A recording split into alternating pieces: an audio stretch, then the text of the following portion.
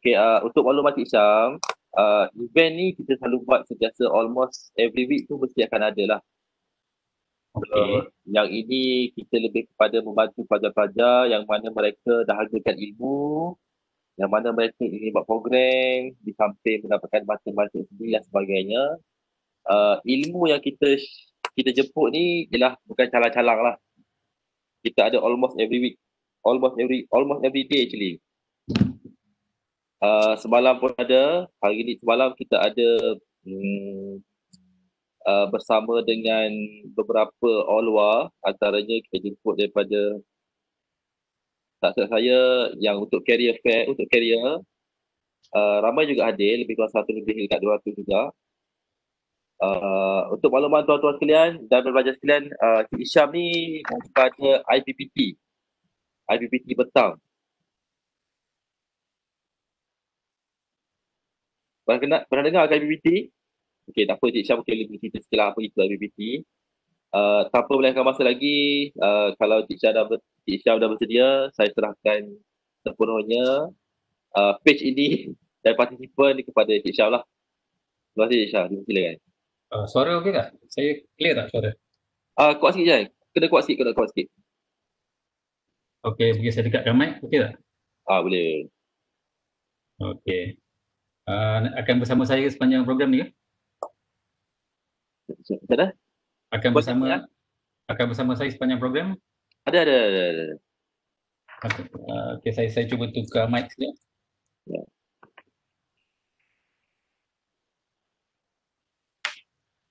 Okey, tak apalah. Sambil itu boleh kot saya mulakan? Boleh dengar? Boleh.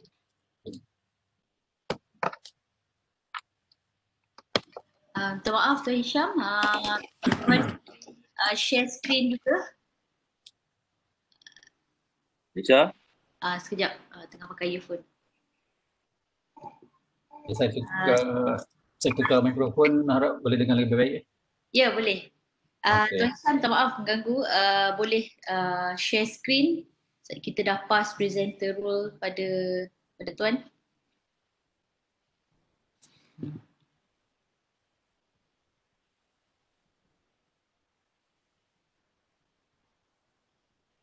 Okay, boleh nampak skrin saya? Okey. Okay. Ada 129 orang. Nice. Okay. Bila saya share saya punya slide ni, saya tidak nampak kalau ada komen dekat chatting ke. Mungkin boleh bantu saya nanti ya. Hello? Ya. Okay. Okay, saya perkenalkan diri dulu lah. Sebelum tu saya ucapkan terima kasih kepada salam dulu lah. Assalamualaikum warahmatullahi wabarakatuh dan selamat pagi kepada semua. Terutamanya saya ucapkan terima kasih kepada Puan Guru Farhana dan juga kreatif Development Center, masuk juga pengarah Cik Azlan, dan memberi peluang pada saya untuk berkongsi. Saya bukan nak mengajar ini, sebab kreatif thinking ini sebenarnya bukanlah dalam bidang pengajian saya, tapi dia terbina daripada pengalaman. Saya adalah seorang pegawai farmasi, USM student, puas lah. Dan sekarang ni pun tengah jadi student. Saya sambung belajar diploma Human Resource Development. Saya umur 52 tahun, berasal dari Johor, bekerja dengan USM sejak daripada saya graduate tahun 92, selama 17 tahun di USM Kelantan dan di IPPT bertanpa batas sejak 2006 hingga sekarang. Allah, saya setia dengan USM, sayang USM. USM pun sayang saya. Okey, untuk peserta mungkin boleh respon pada saya bilang masa. Lebih senang kalau kita berinteraksi lah. Cuma bila saya share slide ni, saya tidak nampak di ruangan chatting. Mungkin moderator boleh bantu saya kalau ada soalan. Ada tekan laman chat. Hello? Ya, tekan laman chat. Dia duduk kat tepi sebelah kanan dan saya cuma nampak nama Tuan Saman, Puan Nurul Fahna dan juga itu je yang apa yang ditulis oleh peserta tu saya tidak nampak. Sekejap, eh. Ya, ya. Okay, tak apa, teruskan lagi. Okey. Okey, bagaimana saya terlibat dalam aktiviti creative thinking ini bermula sejak saya mula kerja lah. Dan apabila saya mula masuk kerja, saya dapati ada banyak kelemahan dalam sistem pengurusan. Saya lihat ada banyak sebenarnya peluang-peluang penambahbaikan yang saya cuba bina dari semasa ke semasa. Okay, apabila saya mendapat jemputan daripada Puan Farhana untuk berkongsi dengan tajuk How to Develop Creative Thinking Skills, Learn Techniques and Tools ni, pada saya agak mudah lah. Sebab saya memang biasa juga memberikan bimbingan terutamanya pada kumpulan kualiti, kumpulan improvement. Tetapi selalunya saya buat secara hands on.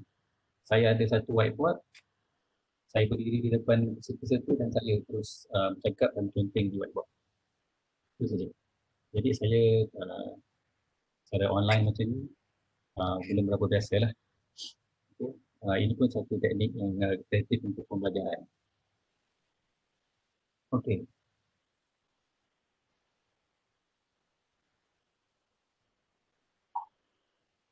Okey. Sebenarnya saya saya maklumkan yang saya sedang memiliki diploma, ada banyak buat assignment. Jadi saya telah cuba menyediakanlah slide untuk membantu program ni ketika untuk memudahkan saya menyampaikan berfungsi dengan adik-adik di sana. Saya percaya daripada makluman daripada Puan Farhana, peserta ada daripada pelajar lama dan pelajar baru seluruh Malaysia. Jadi dekat slide saya ni ada 12 slide. 12 slide, 12 tajuk yang di dalam setiap satu tajuk tu ada banyak. Biasanya apabila kita berkongsi dalam kelas-kelas, kita akan mula dengan mukadimah, skop penyampaian. Kemudian kita pergi pada apa definisi, apa itu kreativiti, apa yang dimaksudkan dengan kemahiran pemikiran kreatif, dan seterusnya bagaimana kita nak menjadi, kita nak membina kemahiran kreatif, pemikiran kreatif ni. Saya nak ubah sikit supaya kita boleh bermula daripada mana-mana, tidak bermula dari awal, tidak bermula dari tengah, tidak bermula dari hujung. Saya meletakkan kepada peserta-peserta sendiri untuk memilih.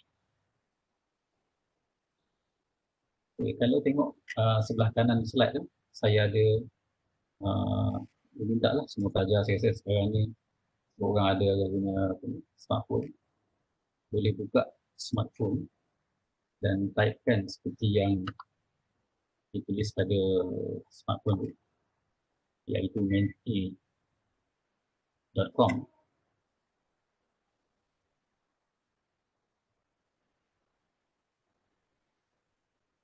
Okay, nanti akan keluar seperti mana yang di slide sebelah kanan tu, dan masukkan kod number yang sudah kita tera pada skrin.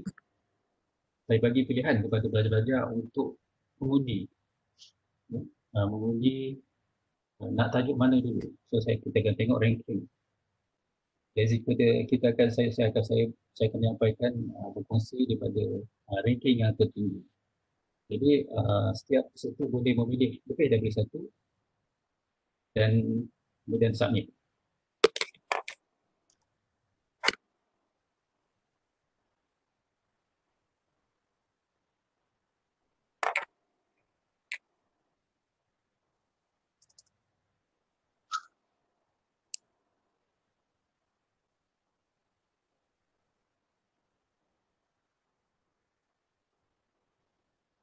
Apa yang nampak dekat skrin sekarang? Nampak kelabu. Kelabu. Tak ada keluar Mentimeter. Plain.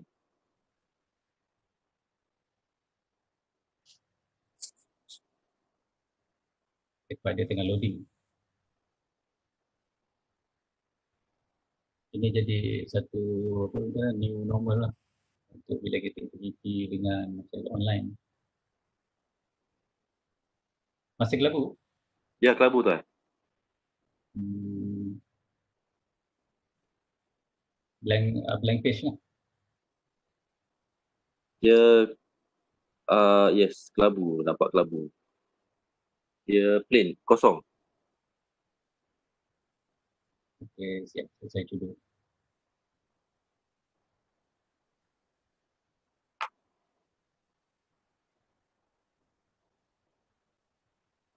Ada perubahan tak? Sama tuan. Ya, sama. Sama. Okay, saya cuba. Tercak mungkin boleh stop sharing dulu, kemudian share screen balik. Saya tengah buat lah. Saya ni umur 52, kira agak lambat apa. Tinggallah sikit lah dari segi IT kan. Tapi disebabkan ada keperluan, saya belajar juga lah.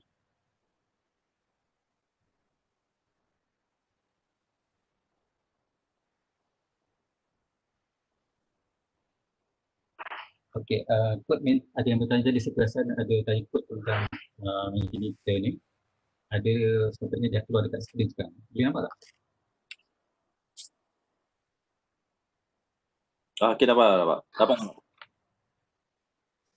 Okey, proses mengundi masih berjalan.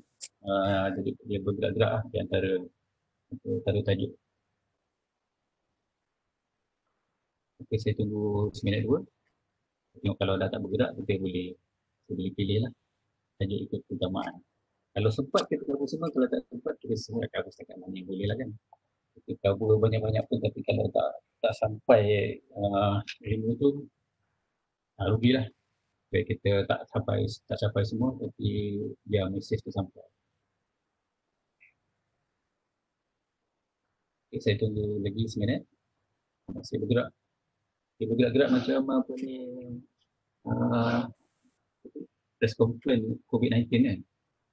Ada berapa kes hari ni, berapa kes yang positif, berapa kes daripada luar dan berapa daripada dalam.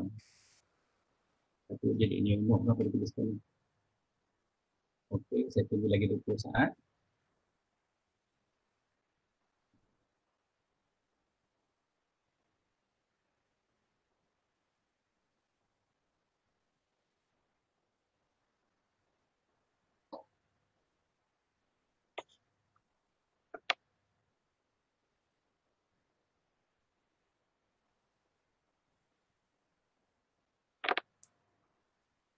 Masih bergerak lagi. Saya tunggu lagi 5 saat lah.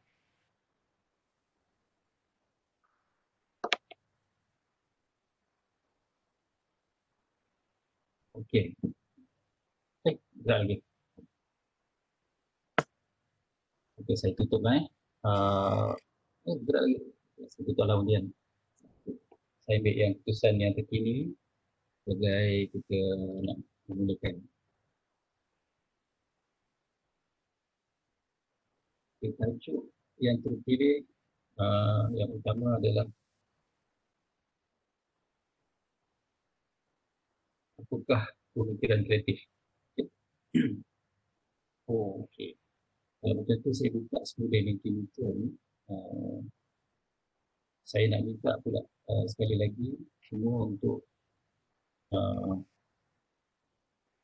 menyatukan pandangan masing-masing apa itu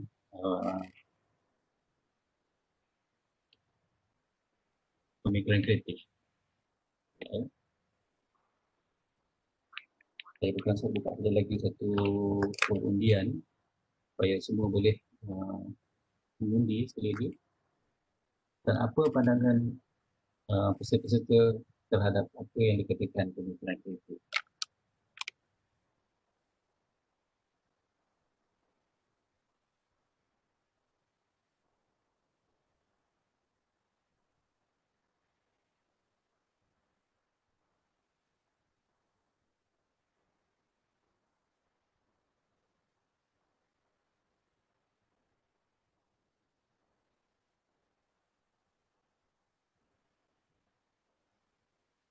Sambil-sambil itu sementara untuk mengisi ni kan, kalau mungkin boleh moderator tolong sembang dengan saya ke, supaya kita boleh tidak kesunyian lah.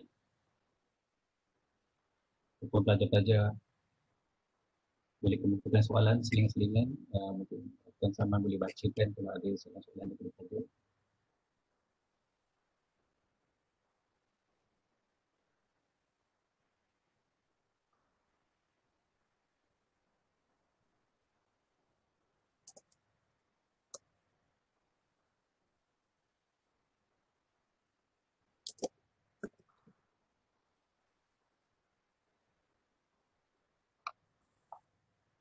Saya akan buka sebentar lagi undian.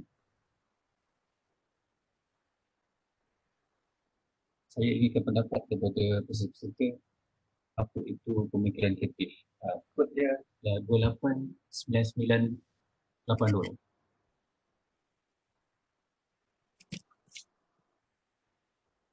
289982. Pendek-pendek saja lah. Apa pandangan kamu tentang apa itu pemikiran kreatif?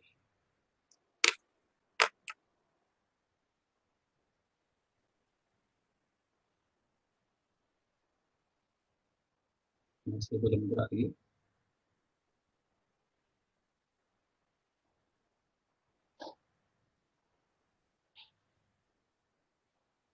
Ya, dia menjawab kebat.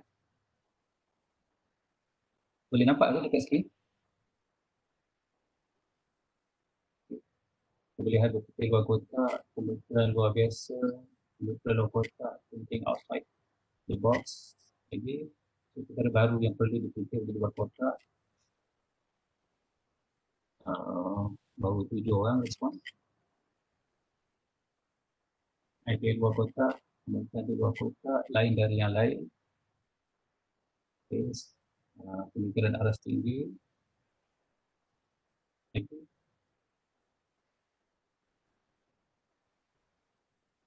Itu yang saya buat poll ni supaya saya nak membandingkan apa yang performan adik-adik semua, tuan dan puan, berbanding dengan apa yang saya nak cuba sampaikan. Jadi, tidak ada betul atau salah. Mampu berfikir di luar kotak.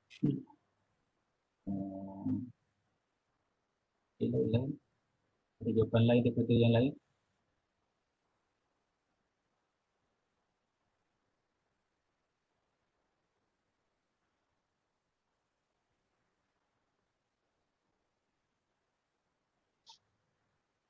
Kebolehan menemukan idea baru dan asli. Okay, lagi. Pemikiran yang merangsangkan perasaan orang. Fikiran out of the box, lain daripada orang lain. Ada keistimewaan dalam pemikiran kita itu. Idea yang berlainan. Judging, reasoning, analyze, evaluate, identify. From there, find solution. Okay. Upayaan fikir luar kotak, pemikiran yang merangsangkan orang.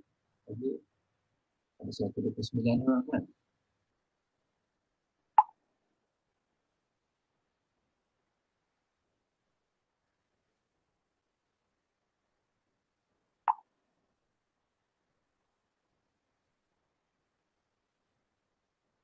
Kalau saya tengok pada respon ni, mungkin 5% saja yang respon.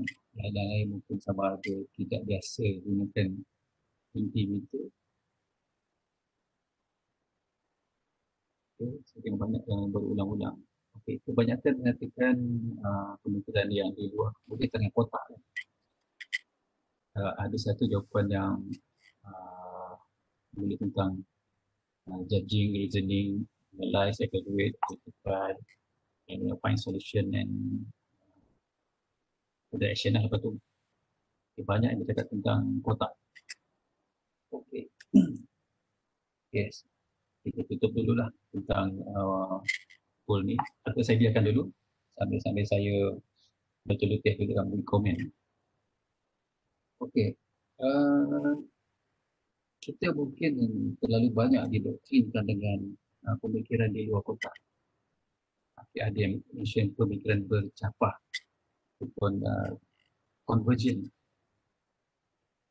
Okey, saya nak dalam saya membimbing bulan-bulan penambahbaikan, saya banyak bermodelkan pemikiran daripada Jepun.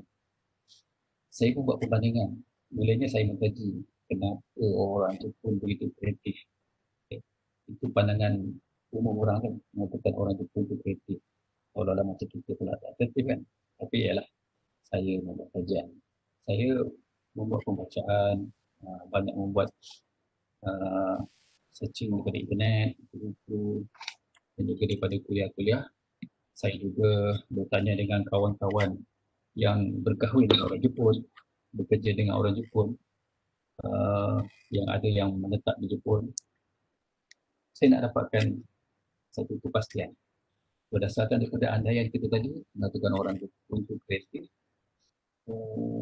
saya nak dapat kepastian, betul ke? Kemudian saya nak mengetahui kenapa mereka boleh jadi kreatif.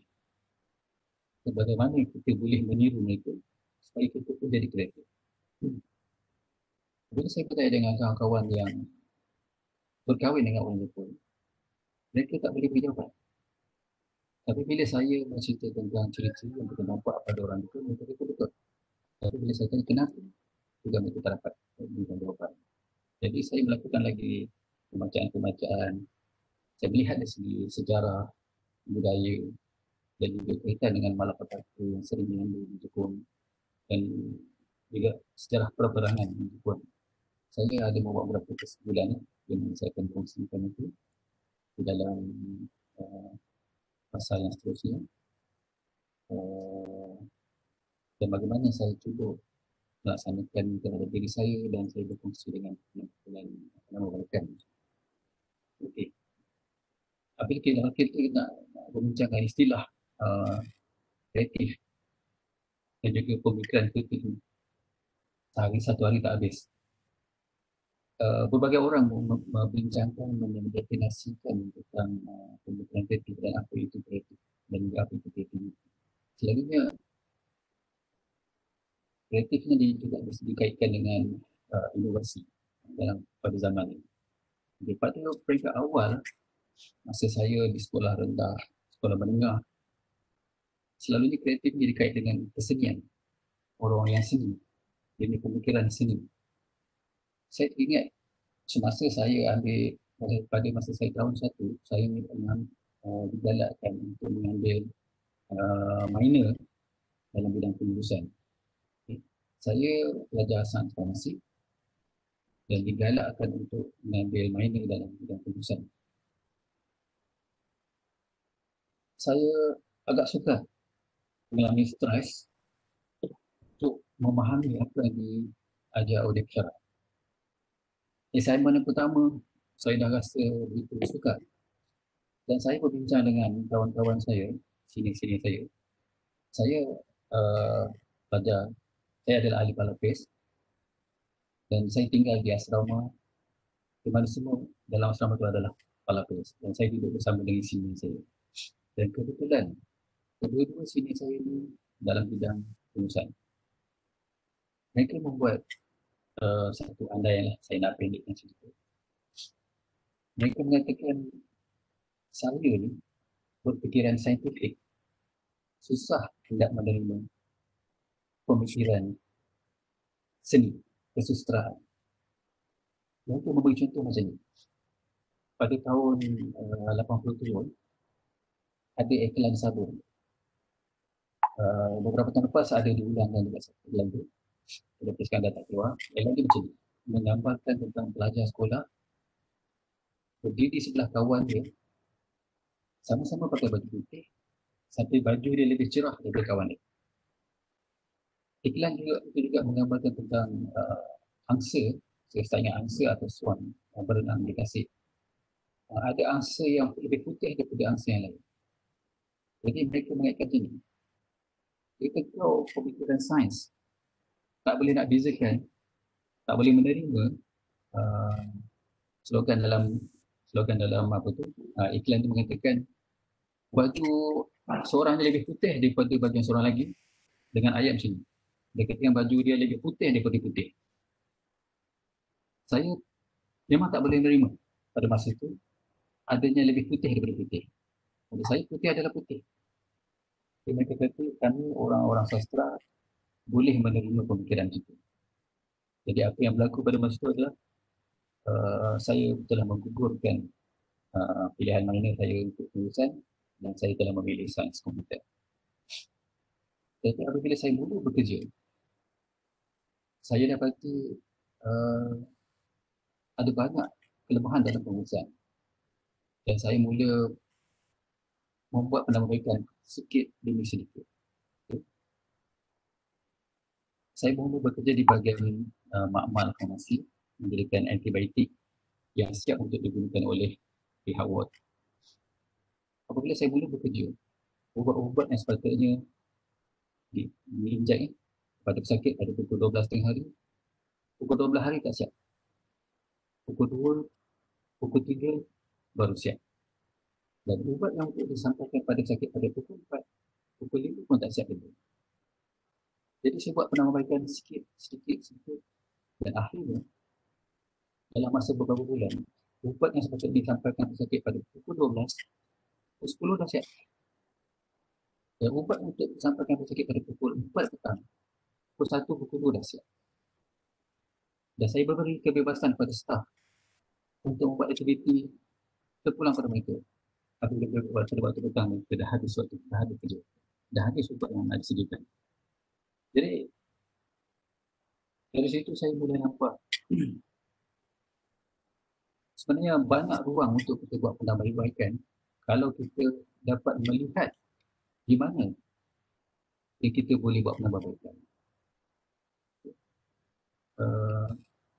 Jadi sebenarnya solution daripada masalah tersebut bukan di luar kotak pun, tetapi ada dalam kotak itu sendiri.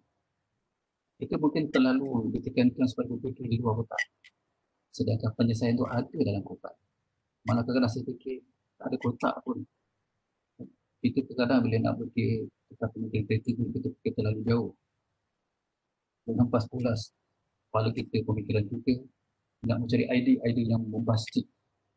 Kita nak buat total transformation, sedangkan tak perlu. Kenapa? Selalunya total transformation atau sering kita lihat sebagai satu revolusi. Kalau saya tengok sejarah dunia, tidak ada satu revolusi yang saya rasa tidak diikuti oleh revolusi seterusnya. Tetapi apa yang menariknya adalah kalau kita membuat satu perubahan secara transformasi, secara sedikit demi sedikit dan bersistematik. Saya buka kalau soalan-soalan ataupun komen-komen sepanjang saya berkongsikan sesi ini. Okey, jadi sambil-sambil saya nak membuka slide tentang tajuk pertama yang dipilih, iaitu apa itu pemikiran kreatif. Sistem dia tidak respon dengan semasa. Jadi kalau ada soalan, komen-komen boleh diberikan semasa saya mengubah skrin. Mungkin moderator boleh bantu sekali.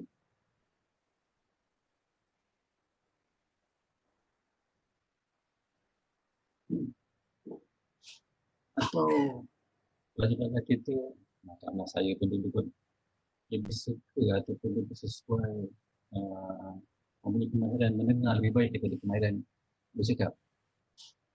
Itu ada satu yang normal. Dalam pembagian kreatif juga, saya ingat saya ada baca petikan daripada Nelson Mandela, di mana Nelson Mandela mengatakan dia diajar oleh ayah dia supaya lebih mendengar dari bercakap. Dan dia sering dalam kelas hanya menjadi orang yang terakhir untuk bercakap. Mana bagi orang lain dulu. Apa yang dia buat adalah dia mendengar dulu. Dan bila dah habis, tak boleh nak elak dah, memang barulah dia bercakap. Saya percaya majoriti daripada kita memang macam itulah. Apa itu pemikiran kreatif? Pada slide yang keempat.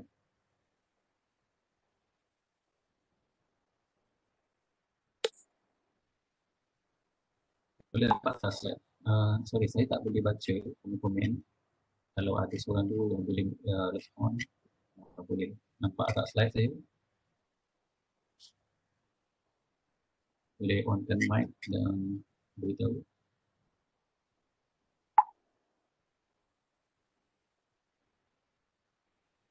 Tuan-tuan aku akan sama.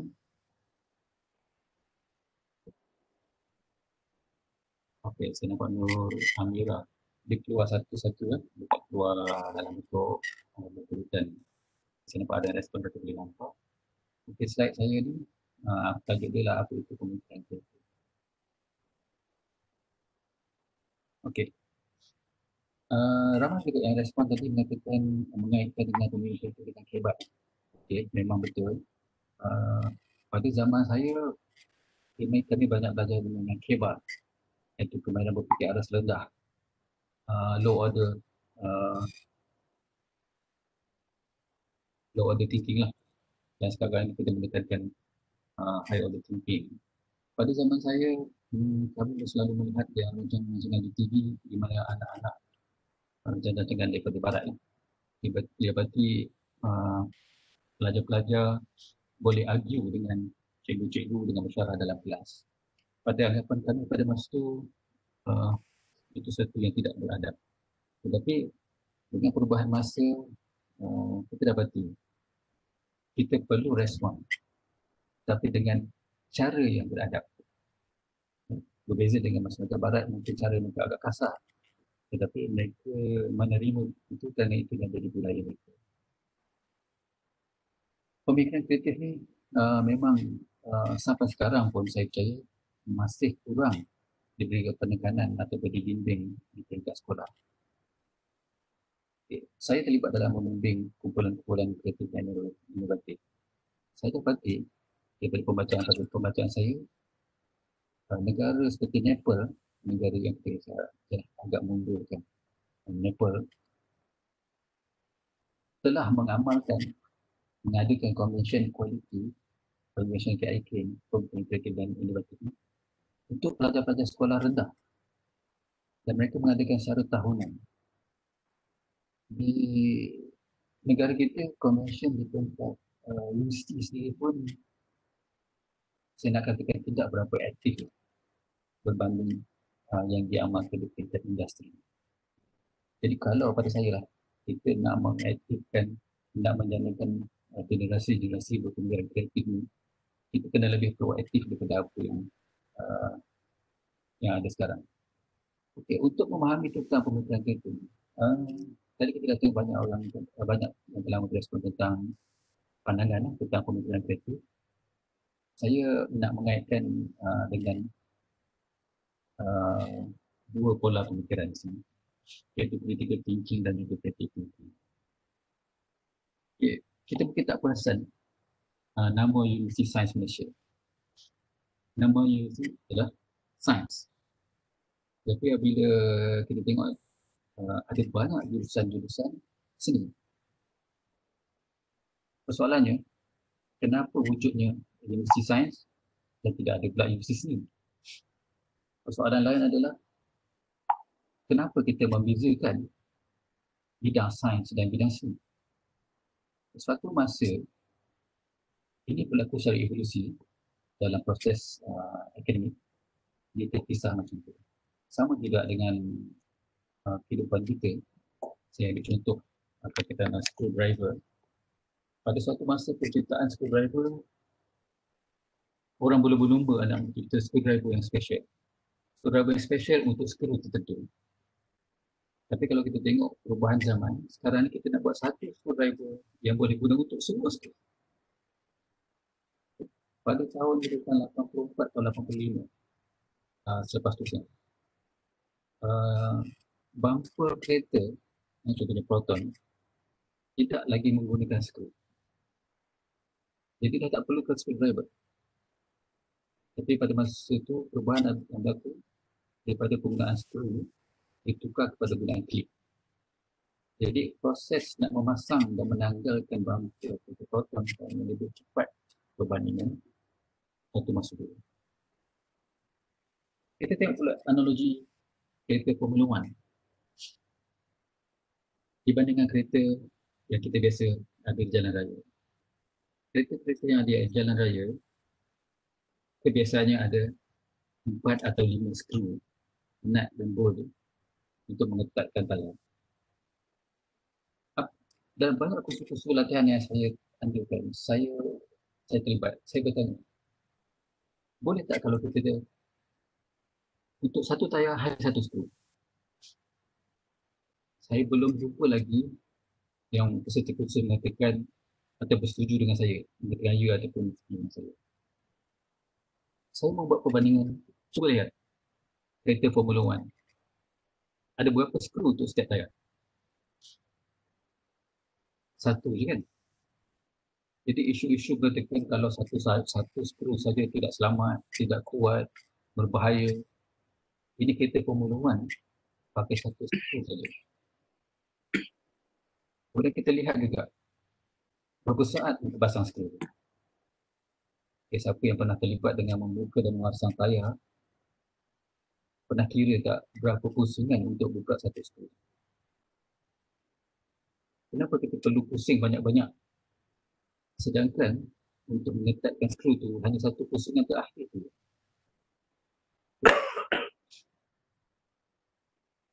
Dalam membina pemikiran kreatif, kita kena tengok pada unsur-unsur makro dan mikro.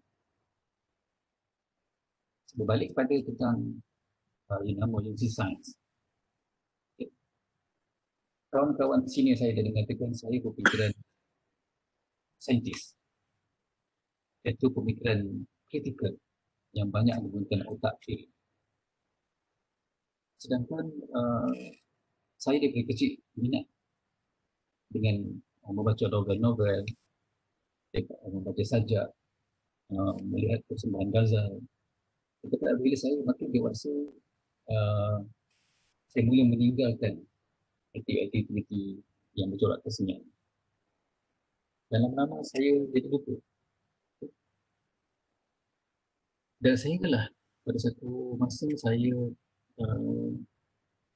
mula mengkajilah tentang pemikiran kreatif ni, di mana saya perlu nak menyambung balik neuron-neuron saya yang mungkin terpisah disebabkan oleh proses pendewasaan saya.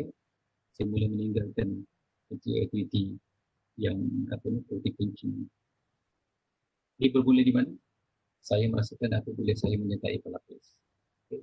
Saya akan kaitkan itu bagaimana aktiviti di dalam pelapis telah membantu corak pemikiran saya.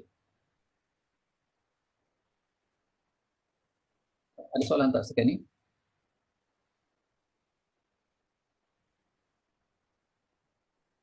Saya nak ingatkan apabila saya mula-mula nak mula berfikir nak menyampaikan atau berkongsi tentang pemikiran kreatif ini, saya dapati akan ada sedikit kesusahan di pihak mereka yang berfikiran saintifik macam saya, berbanding dengan mereka yang mungkin memang di dalam bidang sastra.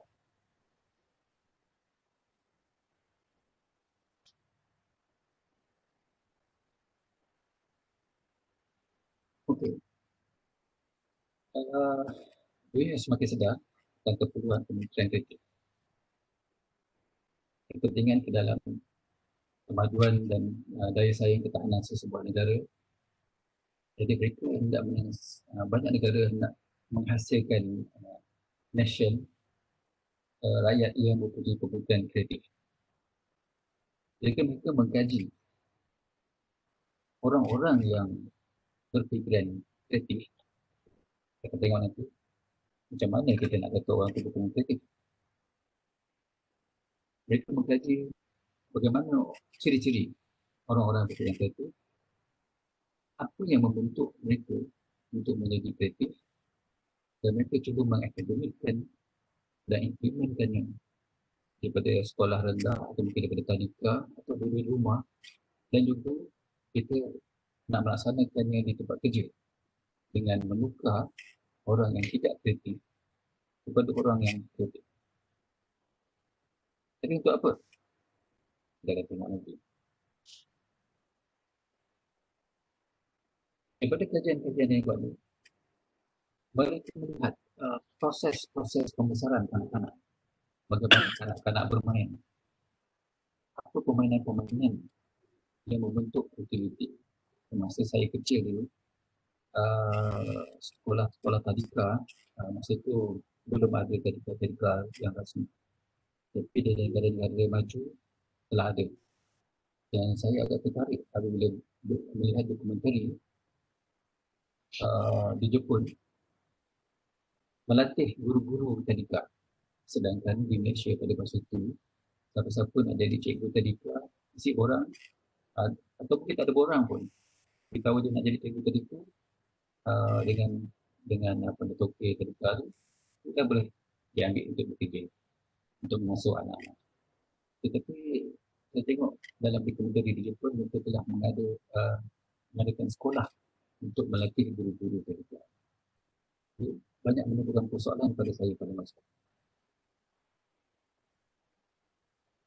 Secara kesimpulannya, pembinaan strategi itu, kalau tengok sini mereka buat kajian bagaimana anak-anak tadi terlibat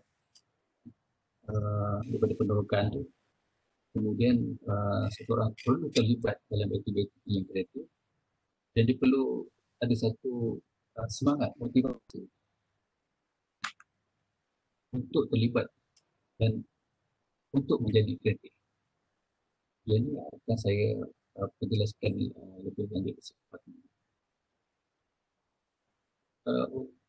Dalam kajian-kajian itu juga banyak kajian-kajian sebenarnya nak melihat juga tentang bagaimana seseorang itu berkembang menjadi seorang kreatif ataupun tidak, ataupun kurang kreatif. Mereka mengkaji otak, kalau malah otak Einstein telah digunakan dan diasingkan kita dalam amal untuk dikaji. Melihat apakah perbezaannya otak Einstein dengan otak orang lain. Otak sakit yang dihukum bunuh juga telah dibuat kajian. Perkemajuan sains dari tahun ke tahun dia betul memang ada perbezaan. Persoalannya juga, adakah inilah satu yang semula jadi secara genetik ataupun boleh kita asuh dan bina. Jadi banyak persoalan-persoalan dan akhirnya berbalik, apa itu pemikiran kreatif? Ini adalah satu persepsi sehingga sekarang kita mempunyai perbezaan antara orang untuk menilai sama ada seorang itu kreatif atau tidak. Kadang-kadang bergantung pada budaya di sebuah negara atau di sebuah syarikat atau di sebuah organisasi. Seseorang orang itu dia kreatif dalam satu situasi tetapi dikatakan tidak kreatif dalam situasi yang lain. Jadi apa sebenarnya kreatif? Kalau dari segi bahasa, untuk buat perbandingan, saya membuat perbandingan antara kreatif dan inovatif. Dari segi bahasa, kreatif ini, kata pangkal ni adalah create, iaitu mencipta. Dan innovate, istilah yang popular, definisi yang popular adalah mengubah sesuatu kepada yang lebih baik. Jadi satu mencipta, satu lagi mengubah. Pada zaman saya membesar, kanak-kanak dulu, apabila seseorang dikatakan mempunyai ciri-ciri kreatif tidak digunakan. Kerana pada zaman itu yang boleh create hanya Tuhan. Dan sekarang ni masih lagi. Cuma kefahaman kita tentang istilah kreatif itu tidak sama macam dulu. Kalau dulu apabila seseorang dikatakan mencipta satu alat, dia anggap satu yang salah. Saya ingat lagi pada tahun 84, saya masuk di tahun 4, cikgu bahasa Malaysia saya mengubah saya punya karangan, kata-kata mencipta ditukar kepada mereka. Tetapi pada masa sekarang, kita sudah anggap normal. Kita faham perbezaan antara yang ciptaan Tuhan dengan ciptaan manusia. Secara mudahnya, istilah yang definisi yang diterima ramai, kreatif adalah seorang yang boleh mengubah sesuatu, boleh melihat sesuatu membubuhkan sesuatu yang orang lain tidak boleh. Kalau kita ambil daripada Steve Jobs mengatakan kreativiti ini mudah je. Tapi kita rasa kecewa apabila orang yang kreatif menerangkan tentang kreativiti. Simple kan? Dia kata orang yang kreatif adalah orang yang mempunyai kebolehan untuk menyambungkan benda-benda yang orang lain tak nampak di hubungan. Boleh dapat tak? Kalau dalam pendidikan, saya percaya pelajar-pelajar dah didedahkan dengan apa yang disebut STEM education. Science, teknologi, engineering, mathematics.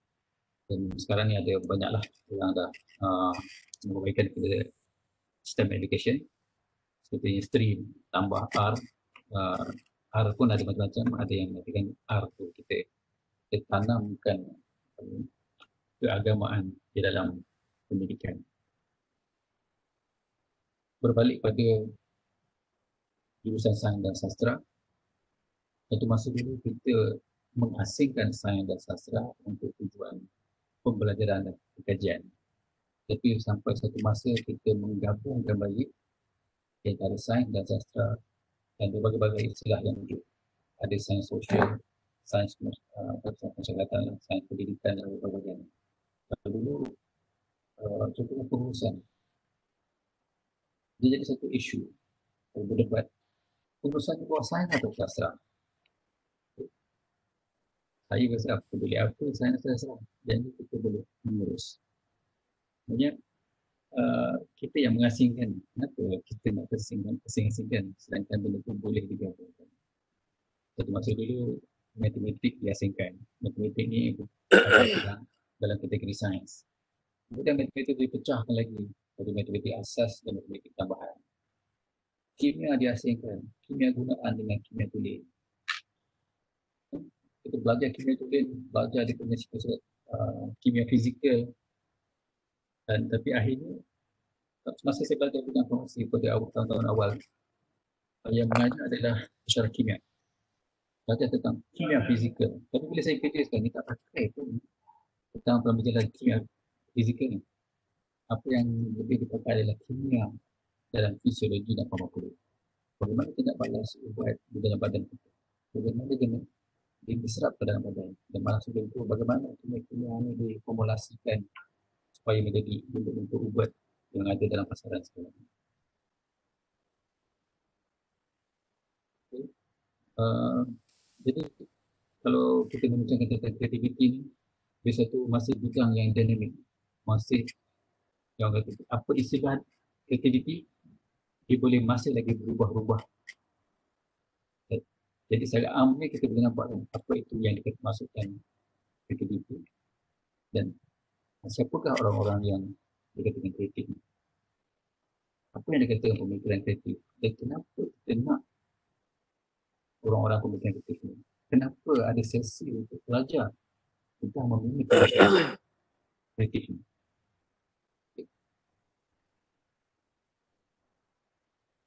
Ada soalan tak sebelum ni?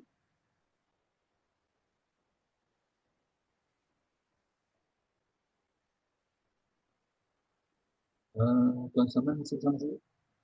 Ibu Hana? Ya. Macam mana? Masih bersama?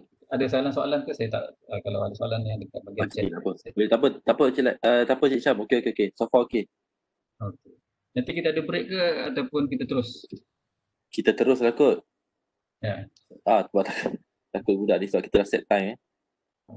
Terpulang pada Cik Syam. Nak soal jawab pun tak ada masalah. Kita teruskan kepada panel lah. Saya mungkin nak break sekejap lah nanti dalam 5 minit ke. Ke peluang fisiologi untuk tandas.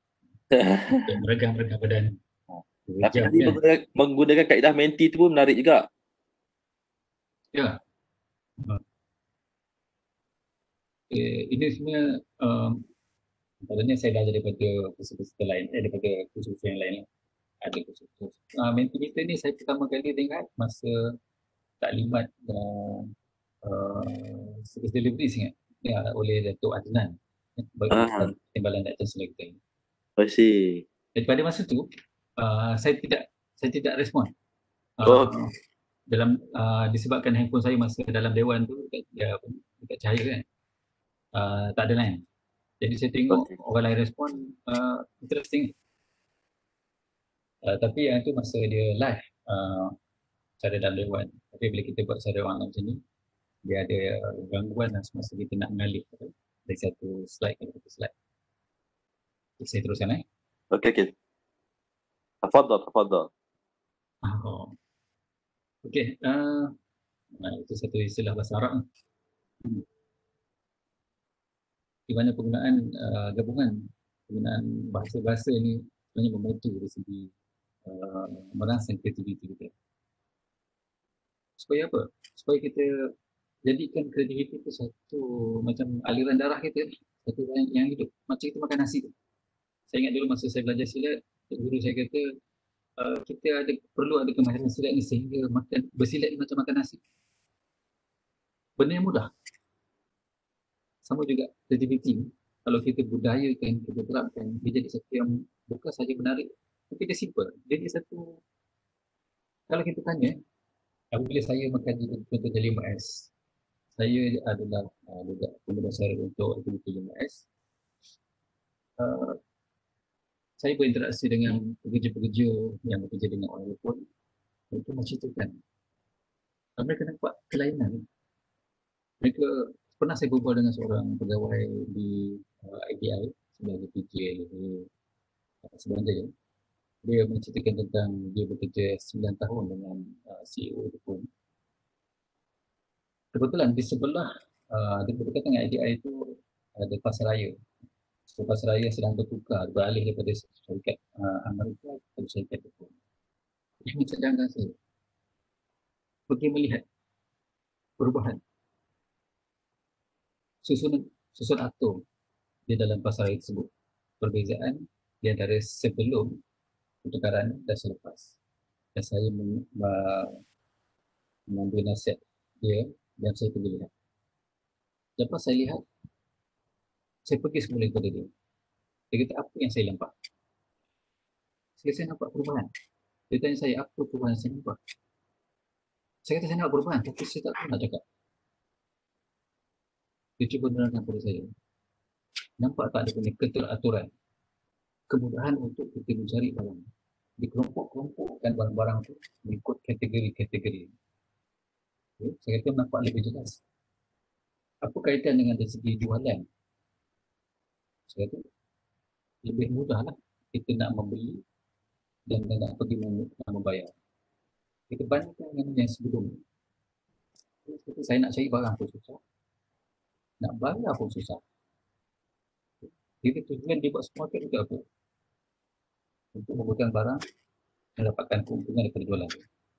Jadi kalau tidak menyenangkan pelanggan, buat apa buat bisnes? Dia nampak tetap. Banyak perbulan dengan dia masa itu tentang pemikiran dan budaya Jepun. Saya kata, saya tertarik dan kemudian kita pergi minum. Jom kita pergi ke kafe di IDI itu.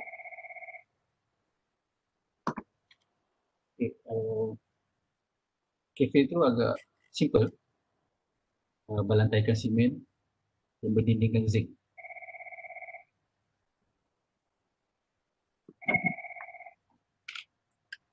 Sedangkan okay, dia kata cuba lihat zinc, dinding zinc buruk je, tapi dicat. Dan lantai pun simen je, tapi dicat. Jadi apa kat saya? Boleh nampak tak kalau ada sebiji nasi jatuh dalam lantai? Okay. Jadi begitulah apa yang diamalkan di kilang-kilang Jepun. Mereka menggunakan cara yang simple. Cara yang kita rasa macam tak kreatif. Gunakan cat untuk melihat kalau ada skru jatuh atas lantai. Ada wire yang jatuh atas lantai. Tak perlu kita mungkin selalu terfikir dengan cara penggunaan di luar kotak. Kita fikir jauh sebenarnya. Sedangkan mudah je kita punya penyelesaian. ramai tadi respon mengatakan mengaitkan dengan topik itu dengan high order thinking skill. Okay, baik. Apa yang diajar di sekolah? Melakukan aktiviti baru. Bukan kata ibu bapa, murid, cikgu-cikgu pun pada peringkat awal begitu marah apabila perlu mengajar aktiviti baru. Belajar untuk mengambil risiko, meneroka. Saya masih ingat lagi saya balik kerja, saya nampak anak saya duduk di simpang jalan, mempegang satu kertas, membuat catatan. Dia mematikan keadaan yang lalu dan dia buat catatan. Dia kata itu assignment dia dan dia kena buat folio. Okey, saya rasa menarik. Dan saya bertanya dia, kenapa? Kita tak tahu lagi sebab nanti dia kena pergi ke sekolah baru nak cikgu nak bincangkan. Jadi mereka diajar untuk membuat penerokaan, membuat andaian-andaian. Dan nanti bila di sekolah, cikgu akan menerangkan bagaimana untuk melihat sesuatu daripada perspektif yang berbeza. Jadi, apabila contohnya saya mengambil kelas buka lapis, saya sering menggalakkan pelajar-pelajar atau pegawai berubah tempat. Contohnya kalau dalam dewan kuliah tu, apabila pelajar-pelajar duduk di sebelah kiri, apabila kita break, saya akan minta mereka berubah tempat. Exercise ni simple. Saya kata untuk mengelakkan mengantuk, sebelum sekali bangun, dalam masa 2 minit, saya minta semua orang bertukar tempat. Jadi mereka bergerak dengan pantas. Tujuan ni sebenarnya saya nak mereka mengubah keselesaan mereka. Ada setengah orang yang suka duduk di depan, ada setengah orang suka duduk di tengah, ada yang suka duduk di belakang, ada yang suka duduk di sebelah kiri, ada yang duduk di sebelah kanan. Jadi dengan mengubah kebiasaan, kita akan mula menampak dari segi perspektif yang berbeza. Kita akan mula merangsang kedua otak kiri dan kanan kita. Kita mula menghubungkan balik saraf-saraf kita yang sudah mungkin terpisah. Daripada kajian sains dia berlaku dalam proses pendewasaan itu berlaku perubahan daripada neuron-neuron di otak kita. Ada bahagian-bahagian yang semakin ditolong dan ada bahagian-bahagian yang semakin terpisah. Jadi dengan kemajuan sains itu kita dapat mempraktiskan dari segi kreativiti itu sebenarnya boleh dibentuk melalui sains dan melalui sastra. Okey.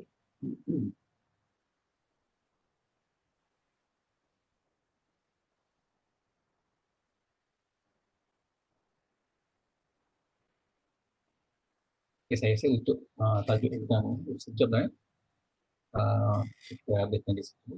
Saya nak beralih kepada tajuk yang kedua ni yang dipilih iaitu pemikiran kreatif, kemahiran penting untuk abad ke-21.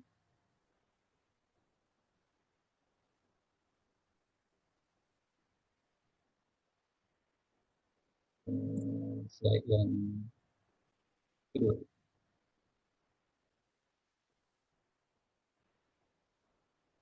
Okey. Okey, kita dapat daripada kajian dapati daripada Human Resource Management dan Human Resource Development didapati bukan semua pelajar-pelajar cemerlang apabila mereka bekerja ni mereka cemerlang. Dan majoriti pelajar-pelajar yang sederhana boleh cemerlang apabila mereka bekerja. Kerana kecemerlangan kita dilihat dari segi akademik. Sebab itu pada suatu masa pada tahun saya rasa tahun 89 pelajar-pelajar perubatan pada masa itu diharamkan untuk menyertai UK. Apa berlaku apabila mereka graduate? Mereka menjadi doktor-doktor yang cemerlang dari segi akademik. Tetapi ada banyak isu-isu sahsiah, disiplin, sikap. Jadi menyebabkan mesti melihat balik kembali sekitar tahun awal 2000 USM mewajibkan balik pada pelajar perubatan, formasi untuk menyertai UK. Kerana melalui kokain lah banyak diterapkan aktiviti seks. Okay, kita tengok model iceberg. Iceberg ataupun ais apung. Air batu, ciri dia, air ni dia special. Apabila dia membeku, dia mengembang. Menyebabkan ketubatan dia lebih rendah dibanding air. Menyebabkan iceberg ni lebih kurang 20% berada di atas permukaan dan 80% di bawah permukaan.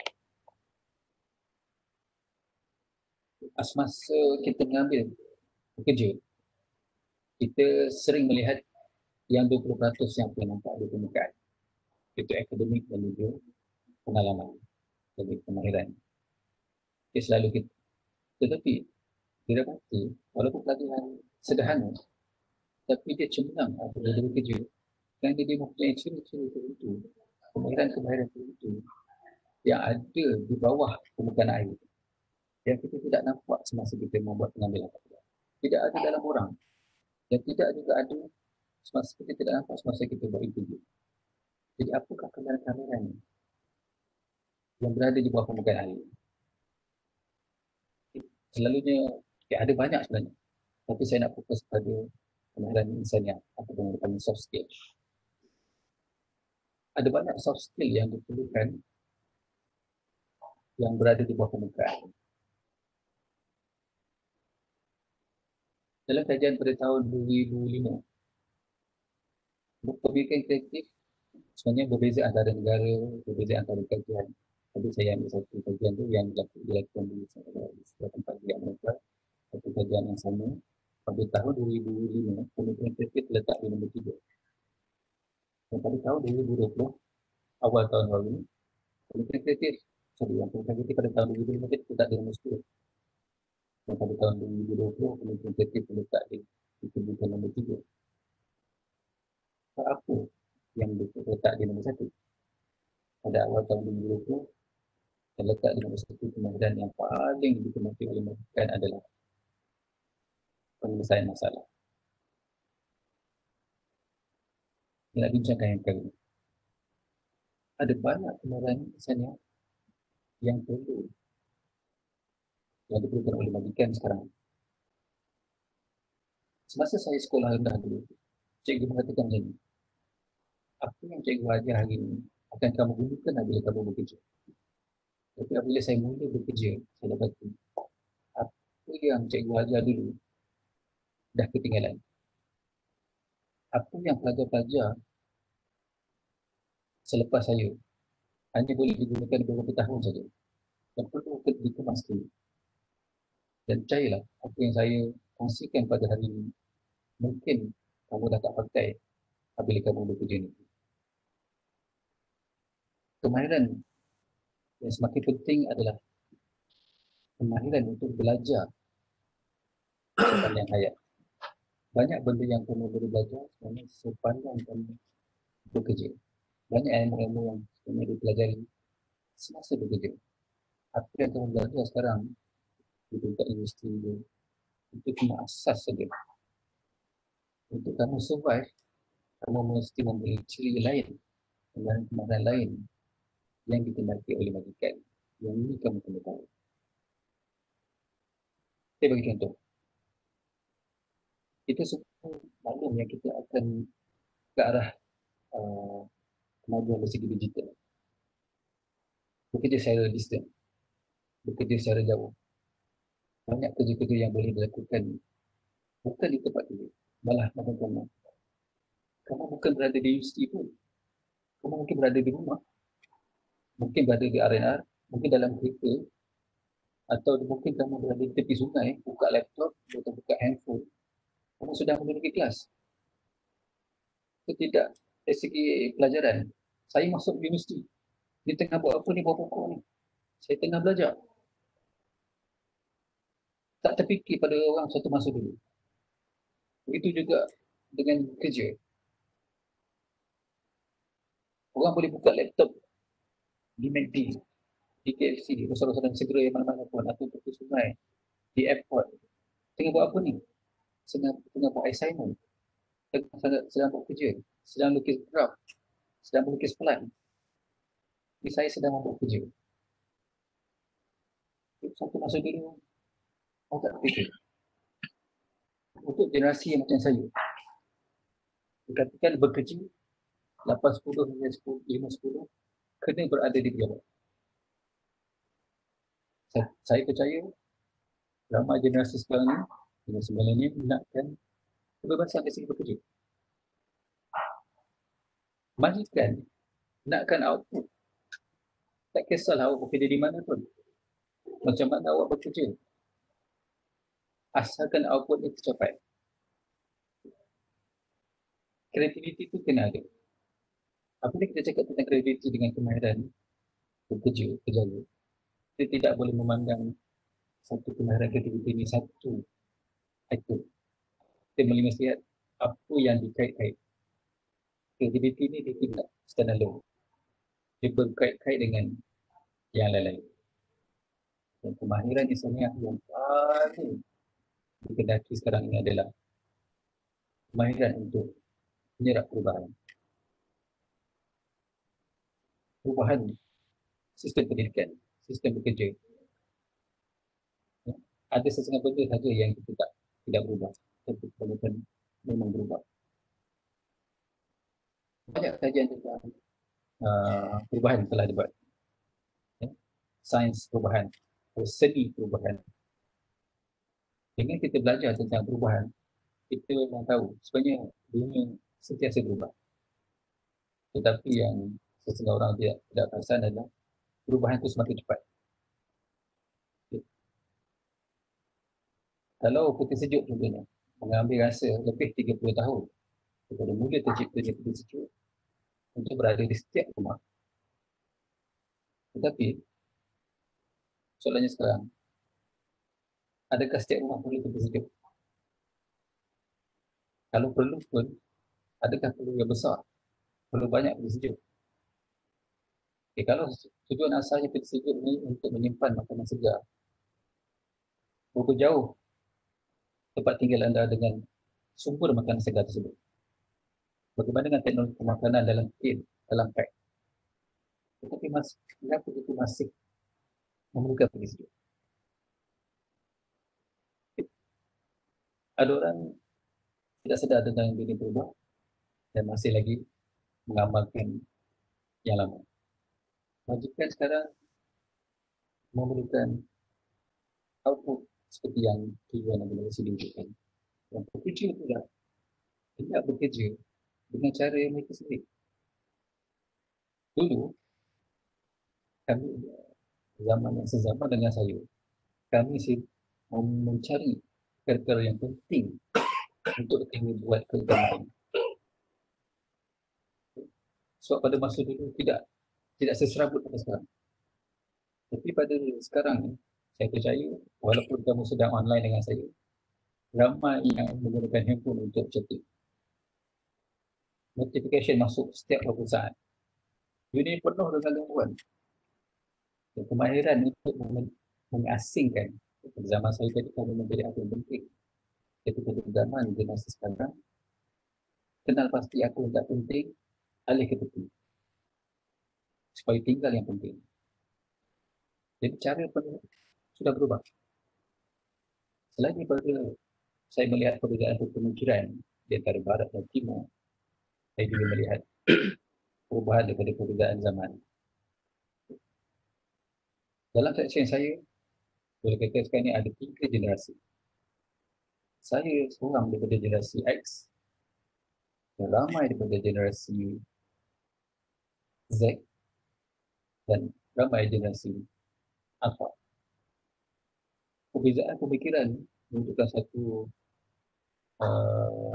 fenomena pada setengah pemimpin generasi X dengan satu stres kerana perubahan cara bekerja dan cara pemikiran. Tapi dengan kita belajar satu kemahiran untuk belajar, kemahiran untuk mengadaptasi, mengelak perubahan adalah satu kemahiran yang sangat diperlukan di zaman. Saya percayalah apa yang saya cakap, kemahiran untuk mengelak perubahan masa sekarang ini kemungkinan akan ketinggalan pada suatu masa lain. Sebab apa? Saya berkata, kemahiran meramal masa depan mungkin jadi satu benda yang lebih penting pada masa akan datang. Apa yang kamu belajar sekarang ini hanyalah asas. Dalam bidang akademik itu asas. Contohnya, masa zaman saya dulu, saya belajar buat program dengan Pascal, EW Basic, COBOL, Fortran.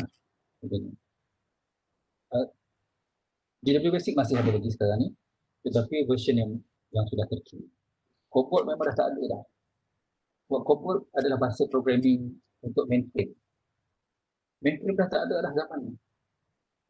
Mainframe ni adalah komputer yang besar, dia saiz satu dewan. Satu bilik yang besar. Satu kod badminton pun tak cukup. Jadi, siapa yang masih nak mengamalkan cara lama, cara bekerja lama, masuk pukul 8.10, balik 5.10, dah tidak sesuai. Melainkan, ada tempat-tempat betul, contoh di kaunter. Mestilah buka pukul 8.10, 5.10. Tapi adakah perlu maksimum staff pada masa pukul 8.10? Apa yang kita dapati, waktu puncak adalah ketika itu, sekitar pukul 10 hingga pukul 12. Boleh tak kita shift waktu puncak tu? Kalau macam saya di kaunter farmasi, pukul 10 hingga pukul 12 adalah waktu puncak. Kita kata, memang macam tu. Tapi boleh tak kita ubah supaya pesakit dia datang pukul 8.10 sehingga pukul 1 sama dengan dia? Jawapannya boleh. Itu adalah satu prinsip dalam lean management. Banyak hospital-hospital, terutama swasta, telah mengamalkan lean management in healthcare. Mereka boleh buat supaya beban kerja sepanjang hari adalah sama. Tapi dalam apa yang kita belajar selalu, dilarang sebut beban kerja. Kerana beban kerja adalah tanggungjawab. Sama macam istilah penciptaan atau kreatif tadi. Kita kena faham maksud beban tadi. Bukan maksudnya satu yang menghalang untuk kita buat kerja. Tapi dia menerangkan tentang suatu masalah. Kita kena perlu mengurangkan beban supaya kita boleh kerja dengan gembira. Kita perlu kreatif. Macam mana nak jadi kreatif? Ini yang saya tajuk yang ketiga, yang popular, yang diminta bagaimana untuk menjadi kreatif. Kedua, 10 kemahiran mereka yang perlu untuk kerjaan dan ciri-ciri pemikiran kreatif, jenis-jenis pemikiran kreatif. Okay. Saya dah sebut tadi, dalam saya masih kecil masa kecil tu saya selalu teringat bila tengok orang Jepun ni, sama ada yang live ataupun kat TV tu, selalu orang Jepun ni dia pergi mana-mana dengan kamera. Orang Jepun maju dengan kamera. Dan mereka menterjemahkan buku-buku bahasa Inggeris ke dalam bahasa Jepun. Saya nak ringkaskan, apa yang mereka buat adalah gambar menceritakan 1000 perkataan. Mereka pergi mana-mana, mereka ambil gambar, mereka buat balik, tunjuk dalam fikiran mereka apa yang mereka dapat lihat apabila mereka pergi ke tempat, apa yang dipanggil gambar. Gambar maksudnya satu lokasi di mana sesuatu itu berlaku. Mereka melihat dan mereka mengkaji, mereka meniru. Tetapi mereka tidak meniru bulat-bulat. Mereka mengubah suai mengikut perkembangan mereka. Tapi masalahnya, saya tengok contohnya kita mengajarkan LMS, kita meniru cara Jepun. Kadang-kadang kita lebih Jepun daripada Jepun. Kawan-kawan saya yang bekerja dengan suku Jepun, yang tahu luar Jepun, bila saya ceritakan apa yang akan diamalkan dalam amal LMS, mereka kata, mana belajar? Dia kata, kita belajar dari Jepun. Jepun pun tak buat macam tu. Okay. Terus bila saya buat kerja-kerja ni, kenapa mereka mengamalkan LMS? Mereka berbalik kepada tujuan. Kenapa mereka buat LMS tu? Mestilah ada sebab. Untuk meningkatkan produktiviti, untuk meningkatkan keselamatan, untuk mengenalkan kerja. Kita terkenal dengan istilah kita kena kerja kuat. Dan selalu dalam bahasa yang salah, kita kata kita kena kerja keras. Kita kena kerja kuat. Sedangkan moto syarikat kereta mengatakan dia nak bekerja menggunakan otak, bukan menggunakan otak. Mereka tidak mahu pekerja mereka berpeluh membuat kerja. Mereka tidak pekerja mereka selesa membuat kerja. Tapi kita kalau menganggap orang tu bekerja dengan selesa, kita anggap orang tu pemalas. Dalam budaya Jepun kita tengok, kita boleh lihat, saya tak pernah sampai ke Jepun, tapi kita boleh tengok dalam internet sekarang, kita memindahkan lokasi jauh ke tempat itu. Biasa melihat orang Jepun tidur di mana-mana. Di stesen kereta api, dia dalam pejabat, di kaunter, ibu dan tuan tidur di kaunter. Kejap lagi dah keluar dalam Facebook, viral. Kerja tidur, malas. Tapi di masyarakat Jepun, orang yang tidur di kaunter tu begitu kuat bekerja. Dia ada tidur sekejap. Dia ada charge balik tenaga dia. Dan selepas tu dia akan sambung kerja. Inilah perbezaan antara pemikiran kita dengan pemikiran yang berbeza. Ada banyak buku-buku sebenarnya mengajar tentang bagaimana menjadi kreatif. Dalam USM ni kita selalu dikenal dengan istilah learn, unlearn and relearn. Belajar dan belajar. Kalau dah belajar, macam saya ni dah belajar, tinggalkan apa yang dah belajar dulu, tak pakai dah. Belajar semula benda-benda yang baru. Seolah-olah macam kita dibutuh huruf. Sesuaikan dengan, seolah-olah kita butuh huruf dengan keadaan semasa. Kita sesuai belajar dengan apa yang untuk survival zaman ini. Untuk kamu, saya nasihatkan bukan sekadar untuk belajar tentang situasi sekarang, untuk survival yang sekarang, tapi kita perlu belajar untuk survive dengan dunia akan datang. Okay. Di slide ni saya ringkaskanlah. Yang ni pernah kami praktiskan semasa kedatangan Lab Chancellor Dr. Sultan Sizul di Hospital USM. Dalam auditorium, dia meminta supaya staf-staf melakukan satu exercise, berdiri dan berpeluk tubuh. Benda satu yang normal pada kita, berdiri dan berpeluk tubuh. Kita perhatikan, semasa kita berpeluk tubuh tu, tangan yang mana berada di bawah dan tangan mana yang berada di atas. Secara kita tak sedar, semua orang dia mempunyai kebiasaan. Setengah orang tangan kanan lebih selesa di atas, setengah orang di tangan kiri di sebelah bawah, di atas. Transizio minta kita ubah benda yang simple tu dengan ubah. Kalau tangan kanan di atas, cuba tangan kiri pula di atas. Kalau kita tengok macam saya buat pada student tadi, saya mengubah bukan student daripada kiri ke kanan, depan ke belakang, tengah ke luar. Okay, saya nak kaitkan dengan pemikiran kreatif. Perasan tak? Di mana-mana negara pun, pendatang, imigran, kita tengok lebih kreatif daripada penduduk asal. Kalau di Amerika Syarikat contohnya, apabila orang-orang Eropah duduk di Amerika, kita tengok dari segi survival orang-orang Eropah lebih tinggi daripada orang-orang asli di Amerika. Tapi apa yang berlaku sekarang? Imigran baru daripada India, daripada Asia, daripada Asia Tengah, Asia Tenggara, masuk ke Amerika dan menggugat ekonomi pendatang-pendatang daripada Eropah. Benda berlaku di seluruh dunia.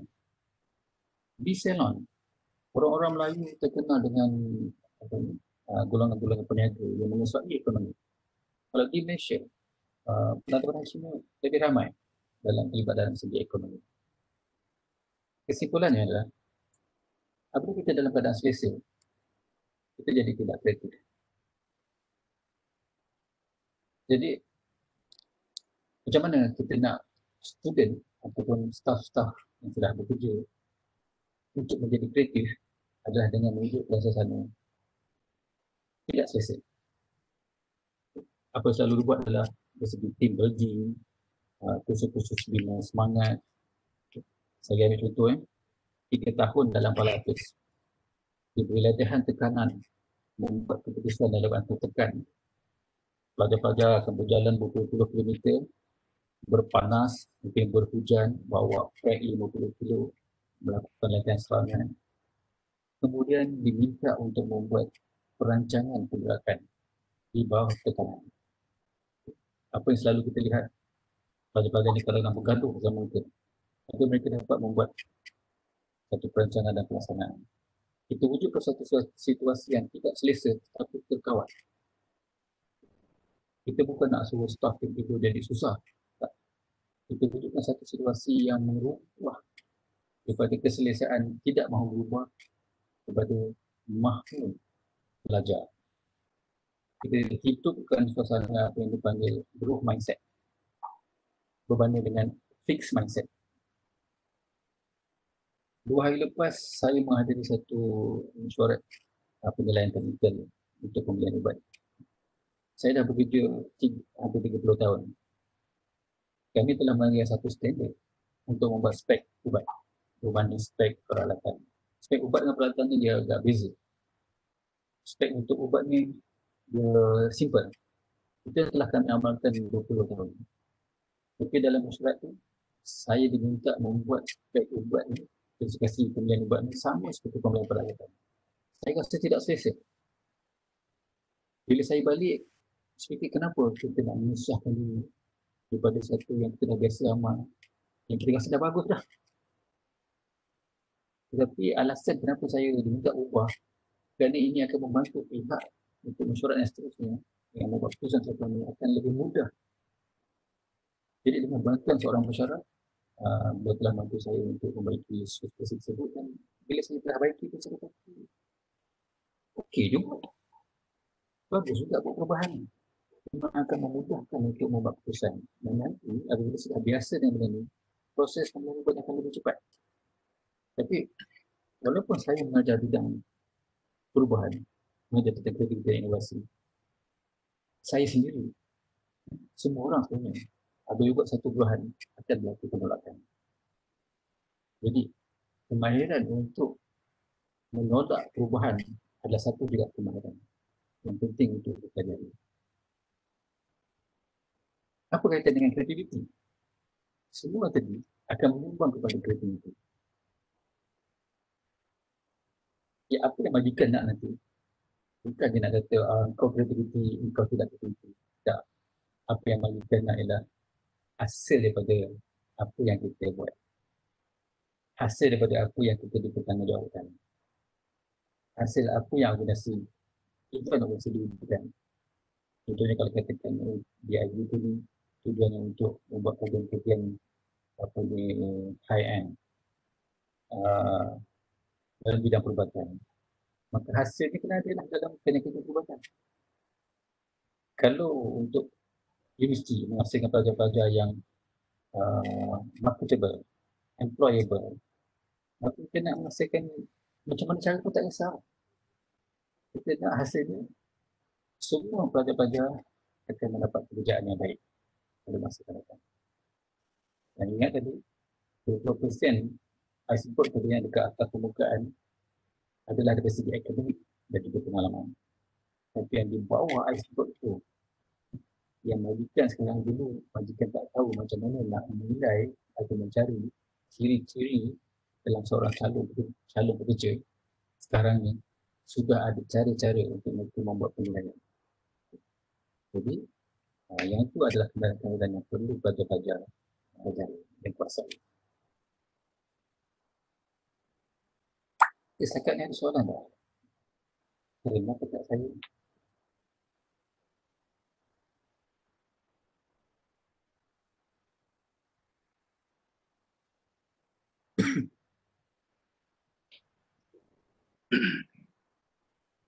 Okey, macam mana kita boleh bilang sengaja? Macam mana kita nak berubah menjadi lebih kreatif. Disebabkan saya sekarang ni bekerja lagi dalam 8 tahun untuk pencen. Saya melihat peluang yang ada ni, masa-masa yang tinggal ni untuk membimbing perubahan dari segi, terutama dari segi growth mindset. Saya adalah facilitator untuk kumpulan inovatif dan kreatif. Kumpulan inovatif dan kreatif ini secara simpul untuk kamu sebagai pelajar. Nanti kalau kamu sudah kembali ke kampus, ada dua bentuk kumpulan inovatif dan kreatif. Satu yang berorientasikan masalah, satu lagi yang berorientasikan kehendak pengguna atau pelanggan. Apa yang lebih popular di kalangan pelajar sekarang ini adalah apa yang dipanggil KIK Horizon Baru. KIK Horizon Baru banyak menggunakan blue ocean strategi dan juga design thinking. Sedangkan saya lebih berminat dengan format MPC yang berorientasikan masalah. Sama ada sebenarnya, kalau tanya saya nak belajar yang mana, nak kuasai mana, pada saya kuasailah kedua-dua. Apa yang membezakan kedua jenis kumpulan KIK ini adalah apa yang merangsang untuk membuat perubahan itu. Yang berorientasikan masalah itu sendiri adalah faktor yang memotivasikan kita untuk membuat perubahan. Sedangkan yang menggunakan design thinking dan juga blue ocean strategi lebih berfokuskan pada kehendak pelanggan dan juga pasaran. Sebenarnya bergantung juga. Kalau kamu lebih pada industri ataupun marketing, sudah tentu dari segi penggunaan design thinking dan juga blue ocean strategi lebih sesuai. Tapi kalau kamu nanti akan bekerja di dalam lebih pada bidang perkhidmatan, penggunaan problem based, mungkin lebih sesuai. Tetapi daripada pengamatan saya, dengan berorientasikan masalah, kamu boleh kuasai kedua-dua. Tapi kalau kami lebih fokus pada kehendak pelanggan, bukan berorientasikan masalah, kamu tidak dapat kuasai kedua-dua. Okay. Simple saya beri contoh KIK untuk pelajar di Nepal seperti tadi. Saya pernah lihat satu projek di mana pelajar membuat senarai masalah di sekolah tersebut, dan dia dapati masalah mereka yang paling utama adalah laluan berbumbung tidak ada daripada tempat ibu bapa mereka hantar sampai ke dalam kelas. Yalah, lain sekolah lain dia punya masalah untuk utamaan, dan sekolah itu utamaannya adalah laluan berbumbung. Saya tak pasti kenapa, sebab dalam hati tidak melakukan, dan pelajar-pelajar menyelesaikan masalah tersebut dan akhirnya mereka dapat membina sekolah tersebut dapat laluan berbumbung daripada tempat ibu bapa turun ke pelajar sampai ke kelas. Apa yang saya tengok di Malaysia berbeza. Laluan berbumbung ni selalunya diselesaikan melalui PIBG, demo-demo politik dan sebagainya. Jadi di Nepal, mereka telah membina budaya di mana pelajar-pelajar tadi dilatih untuk menyelesaikan masalah. Kau bayangkan kalau pelajar-pelajar ni bekerja, majikan nak pelajar calon-calon yang pandai menyelesaikan masalah ataupun yang membuat masalah, ataupun yang biasa-biasa je. Dia diminta hasilkan A, dia hasilkan A je, tidak menghasilkan A+. Yang ini kemungkinan mikir sebagai perbezaan kamu untuk memasuki alam pekerjaan. Itu juga dengan dari segi HRD sekarang ni, kita sedang membina satu rangka framework kompetensi untuk kita mula mengambil pekerja-pekerja yang mempunyai bakat-bakat yang tidak ternampak di bawah permukaan hari ini. Dan bagaimana kita nak melatih pekerja-pekerja tadi untuk memiliki modal-modal insan yang berbakat ini, sehinggalah sampai mereka jadi termasuklah dari segi anugerah, pension mereka, rancangan penggantian menggunakan model ini. kita nak membina yang di bawah iceberg, yang di bawah permukaan air. Antara kemahiran di sana yang perlu saya ringkaskan adalah kemahiran untuk mengadaptasi perubahan. Kemahiran yang membuat keutamaan, kemahiran meneruskan masa. Bagaimana? Saya ada membuat agak sedikit ringkasan bagaimana untuk membina cadangan saya saja dan pulang pada kamu untuk membina sendiri. Bagaimana untuk membina kemahiran-kemahiran yang diperlukan untuk bekerja di abad 21 ini dan yang seterusnya.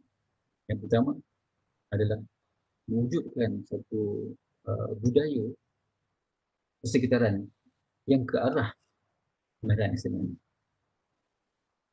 Yang penting adalah growth mindset. Keinginan untuk belajar, keinginan untuk berkembang. Bina budaya yang menghargai, mempersoalkan. Kenapa? Apa kata kalau kita ubah? Apa kata kalau kita baiki? Kita perlu ubah budaya hentam menyalahkan kepada budaya berkongsi ilmu dan maklumat. Saya beri contoh macam ni. Ini kisah lama lah. Dulu-dulu ubat-ubat injection semua botol dia sama saja. Untuk dalam vial tu tak ada label, semua botol dia serupa. Berlaku ini adalah buku catatan majalah perubatan ni. Dr. Hausman memberi semangat memulakan pekerjaan telah tersalah cocok ubat pada seorang sakit menyebabkan kematian pada seorang sakit. Dan Dr. Hausman tersebut telah dihukum atas kecuaian membunuh secara tidak sengaja. Dan selepas keluar penjara, dia tidak diterima lagi untuk bekerja sebagai seorang doktor. Ini adalah satu contoh budaya menyalahkan. Didapati hukuman berlaku di banyak tempat, tetapi kenapa tidak diketahui? Kerana kita menyuruh dan masalah. Budaya kita suka menutup masalah. Kalau kita jatuh dalam lubang, kita tidak letak satu tanda kat situ ada lubang. Kerana kita rasa malu kalau orang tahu kita dah jatuh dalam lubang. Dan kita rasa seronok pula tengok orang jatuh dalam lubang. Sepatutnya bila kita dah jatuh dalam lubang, kita tandakan di situ, beritahu saya pernah jatuh dalam ni dan saya cedera. Jangan jatuh makan saya. Dalam kes doktor tadi, dalam budaya sekarang ialah kita mengkaji balik kenapa doktor tadi tersalah cocok ubat pada sakit. Bila tadi daripada kajian kes ni, kenapa adalah kerana pada masa tu vial ubat injection semua serupa. Yang peliknya, kenapa ubat tu berada di dekat dengan sakit itu, sedangkan ubat tu untuk sakit lain. Jadi, apa yang sekarang dipraktiskan dalam bidang farmasi adalah apa yang dipanggil LASA, iaitu look alike and sound alike. Ubat-ubat yang nampak serupa atau ubat-ubat yang bunyi ini macam sama, perlu dikenal pasti. Dia buat perbezaan yang ketara. Sama ada dari segi bentuk vial dia, warna label dia, bentuk label dia. Apa pun caralah supaya kita nak mengelakkan supaya tidak terjadi kejadian itu. Dan jika berlaku kejadian macam itu, kita bukan nak menghukum, tapi kita buat penyelesaian macam mana untuk mengelakkan itu untuk terjadi lagi sekali. Budayakan ubah. Yang keduanya, alihkan apa-apa yang menghalang untuk kita menjadi lebih kreatif. Sama ada orang, kawan-kawan kita tu, kita perlu alihkan. Supaya jalan kita untuk menjadi kreatif itu lebih lancar. Termasuklah budaya tadi, ataupun prosedur-prosedur yang perlu kita ubah, kita buang. Yang ketiganya, kita amalkan satu prinsip menambah nilai. Sebaiknya kita menambah nilai, kita menyamakan nilai kita dengan organisasi. Contohnya, untuk saya adalah staf USM. Salah satu nilai dalam USM adalah masa yang dapat. Jadi kita kena tanam dalam diri kita selalu berfikirkan tentang masa depan. Contohnya saya kerja di IPT, apa akan jadi pada masa depan IPT? Apa akan jadi pada masa depan staf-staf di IPT? Sakit-sakit di IPT, masyarakat di sekeliling IPT. Nilai-nilai lain di bawah masuk, kalau kita tengok bawah uniqueness, ialah creativity dan innovative. Bawah U, ESUS, di bawah U adalah uniqueness, ada dua, iaitu creativity dan innovative. Perlu ubah diri kita dan kawan-kawan kita untuk menjadi lebih kreatif dan inovatif. Keempat, amalkan apa satu yang dipanggil budaya what if. Budaya mempersoalkan dan juga memberi cadangan. Kita dengan lagu empat ni. Okey, what if? Apa kata kalau? Sebenarnya budaya apa kata kalau ni, orang kita sudah memang sangat kreatif. Memang selalu kita dapat cadangan-cadangan. Dari segi pelaksanaan yang selalu kurang. Kerana kita terlalu mengawal kuasa. Kita kena ubah. Sekarang kita sudah ubah pada struktur organisasi menegak pada struktur organisasi yang lebih rata. Bos-bos yang bosi yang mengawal setiap pergerakan staff, memberitahu semua staff apa yang dia buat. Ini bukan zaman dulu. Kita berkongsi memberi makna balas daripada 3 ke 60 darjah. Sekarang ni kita jadi bos kepada lebih daripada banyak kumpulan, bukan hanya kumpulan kita saja. Malah kita juga mempunyai bos, banyak bos, bukan hanya satu dua bos saja pada zaman itu. Kita boleh menjadi bos pada dalam soal ni. Saya berkhidmat kepada HDC. Saya juga berkhidmat kepada pengarah saya. Saya juga berkhidmat kepada pengarah PTI. Dan saya juga menjadi bos saya di Palapis. Jadi dunia dah berubah.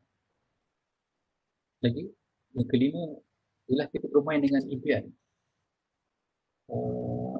wawasan. Kita kena ada dream. Atau buku-buku tentang angan-angan Mak Jenin sekarang banyak telah dibuat versi yang baru, di mana angan-angan Mak Jenin telah mendoktrinkan pemikiran kita supaya jangan berangan. Tapi sebenarnya angan-angan adalah satu pencetus kepada kreativiti.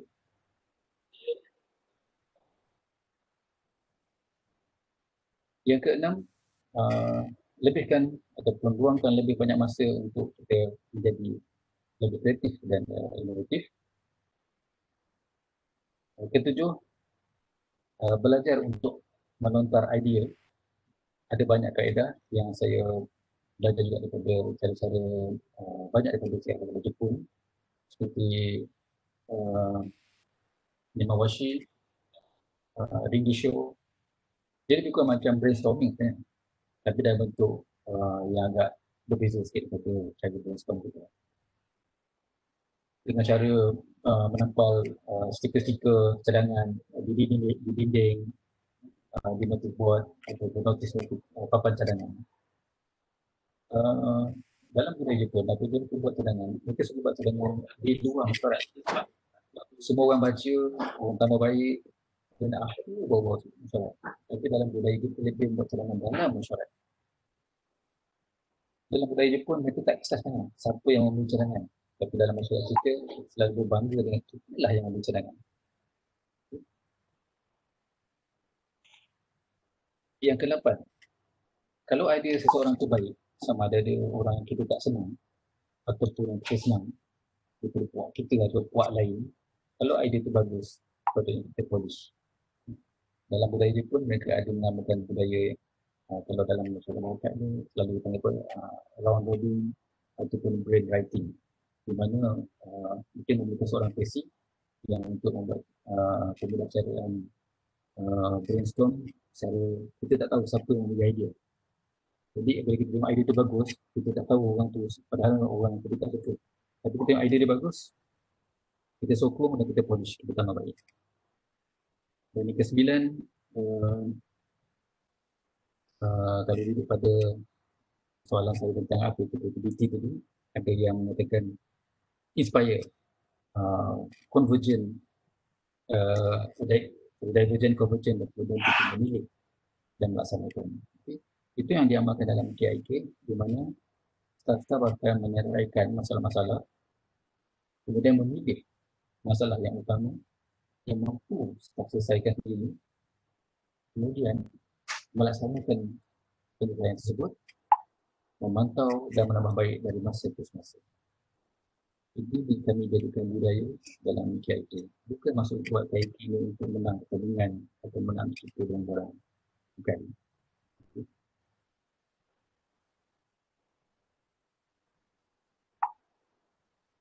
Setakat ni, ada soalan-soalan dekat bahagian chatting tak? Okey, ada apa-apa boleh tulis dalam chat boleh kalau malu-malu nak tanya. Kita ada dalam 15 minit, 10 minit je. Cik Syam. Ya.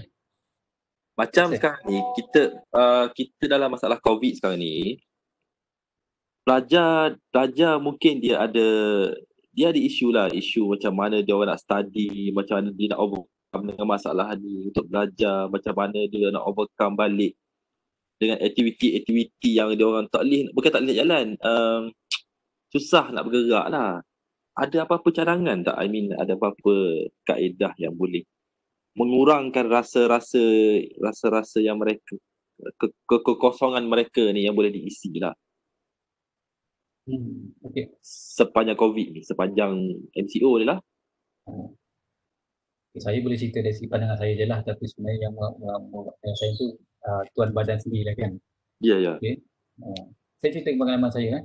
Apabila saya sebenarnya dulu ditolakkan oleh sebagai pelapis pada tahun 90. Kemudian saya bekerja, saya tinggal lama. Tahun 2003 saya tak tahu, saya baru masuk aktif balik pada anggota Watania. Dan pada ujung tahun 2009 ke 2010 sedangnya, saya balik semula ke pelapis. Sebab saya berpindah ke itu pada tahun 2006. Saya diminta oleh pegawai kadet pelapis untuk memberi ceramah tentang pengurusan masa. Saya pada masa itu, kerana masalah yang saya nampak macam ada kaitan juga dengan soalan ni. Dan mereka mengatakan mereka tidak masa begitu padat, tak ada masa untuk belajar. Dan mereka tanya saya, macam mana saya dulu sebagai seorang pelajar sains farmasi boleh aktif dalam pelapis, aktif dalam sukan, aktif dalam kelas. Saya bila mendapat permintaan itu, saya kata okey. Tapi saya balik tu saya termenung. Apa yang saya nak bagi ceramah atau nak bercerita dengan pelajar-pelajar ni. Lalu saya cuba pergi ke kedai buku, melihat buku-buku tentang pengurusan masa, saya search internet dan saya dapati satu yang mengejutkan saya.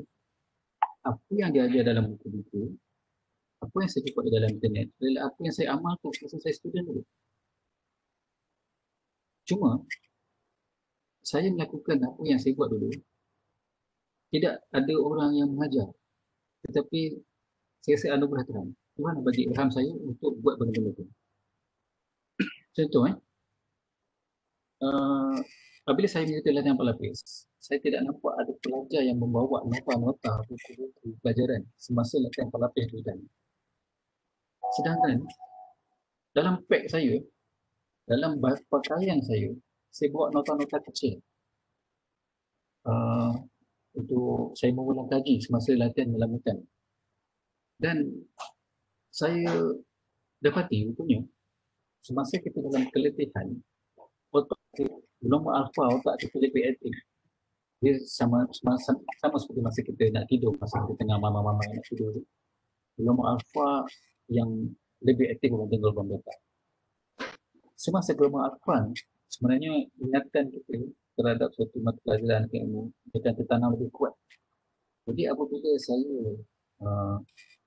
dalam dewan peperiksaan, saya pejamkan mata saya saya boleh nampak sebiji-sebiji huruf-huruf di atas nota-nota saya yang saya tengok semasa dalam melakukan ujian tadi. Dan sebab itu saya sangat lebih dengan orang lain tertidur lepas, saya masa itu saya belajar. Amalan harian saya semasa sebagai student dulu lah, saya petang-petang saya berlari, kemudian saya akan berhenti di dua tempat lah selalunya, di Sirok yang ada penyambatan tu, dan satu lagi di puncak apa tu, di depan rumah rasmi yang chancellor menghadap ke Batuban. Saya akan berhenti di atas sana dan saya akan keluarkan nota yang saya nota kecil yang saya letak dalam poket dan saya akan mengkolang kaji di situ. Jadi itulah amalan-amalan saya yang saya jadikan norma saya pada masa itu untuk saya mengisi kekurangan masa yang saya untuk yang saya tak boleh nak belajar. Begitu juga dengan sekarang ni saya sedang mengambil diploma dalam tumpukan sumber manusia. Kami berkongsi melalui WhatsApp. Saya fikir daripada saya ada grup-grup politik ke grup-grup sembang-sembang saja-saja, saya aktifkan grup yang membantu saya untuk belajar. Kami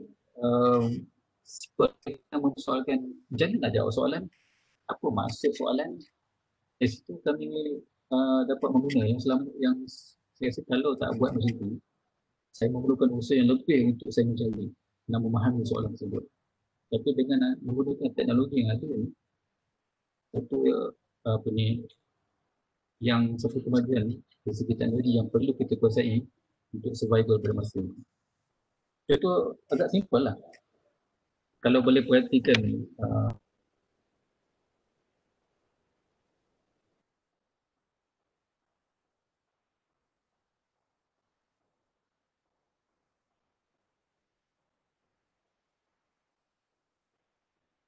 ada kelas online macam ni.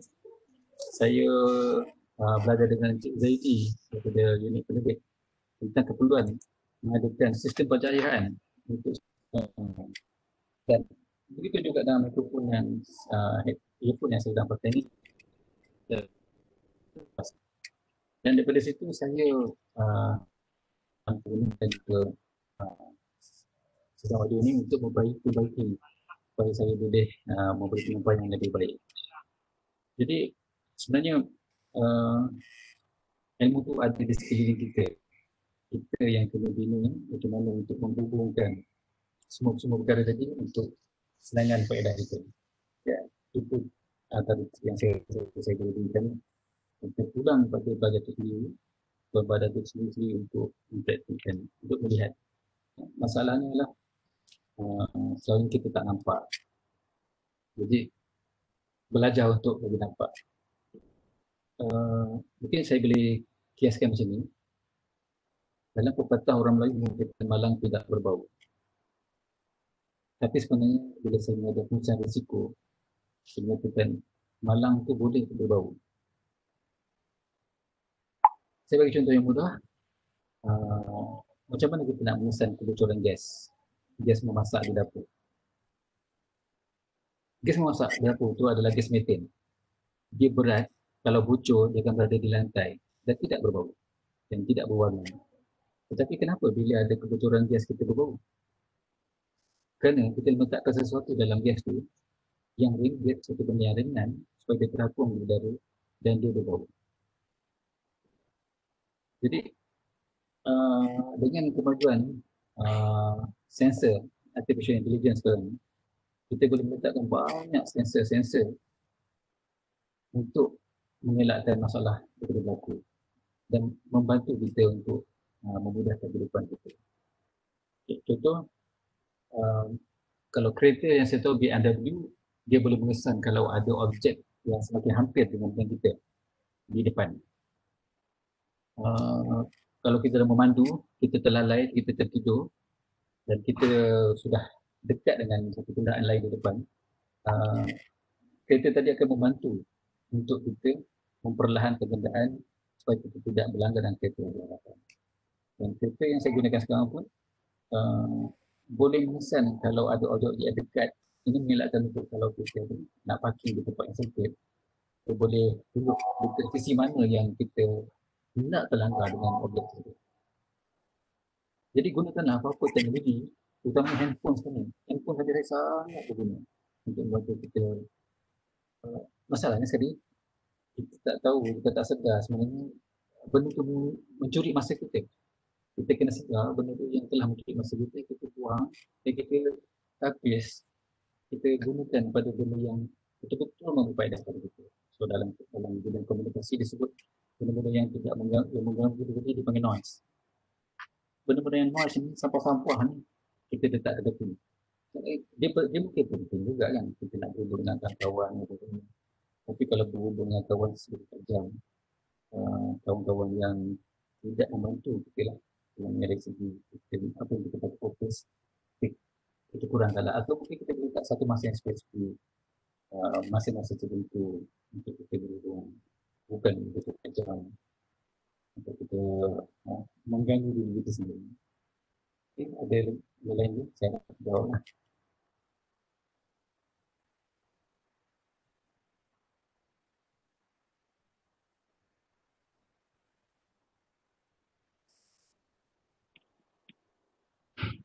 Sebenarnya kita cover kalau daripada yang slide yang saya sediakan tadi, kita cover 2 slide je, tapi yang lain-lain tu semua saya goreng je.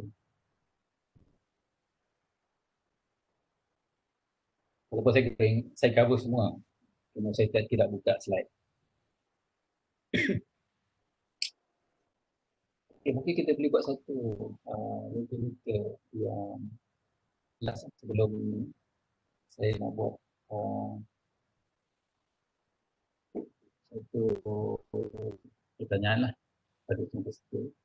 Apakah selepas 2 jam ni, apakah kemahiran insaniah yang dirasakan penting untuk survival? Slide tak dapat je, Syah. Saya tengah Okay. saya tengah buka. Jadi soalannya saya dah beritahu ni. Apakah kemahiran insaniah yang dirasakan penting untuk mereka survival dalam bidang pekerjaan nanti? Dia tengah loading.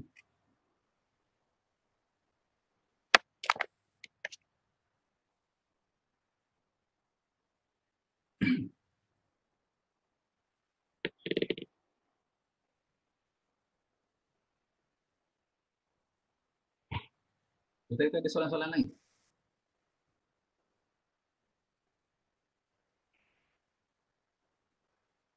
Kita tengok 9 minit je lagi.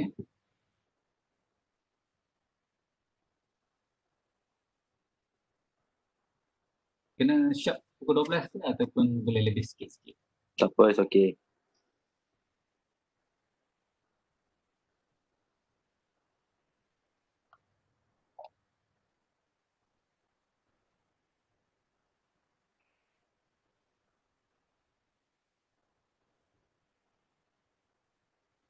Kalau saya tak jumpa slide tu, saya buat yang baru.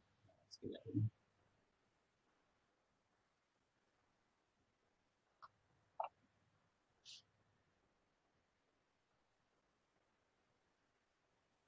Ada soalan tu? Okay, open siapa nak ni? Ada yang nak berkongsi ke? Moderator pun dah nak kongsi ke? Pembahanan tu.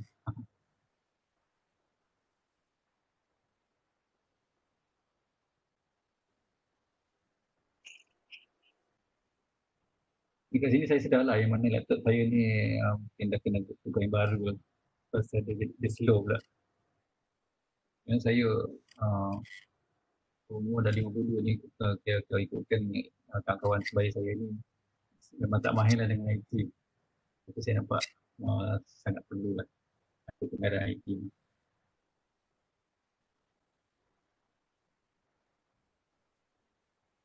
Kalau aku duduk je. Atau kita nak tamatkan di sini? Is it okay semua? Setakat ni attender kita 176. Satu respon yang kita dapat hanya melalui Mentimeter kan? Ya.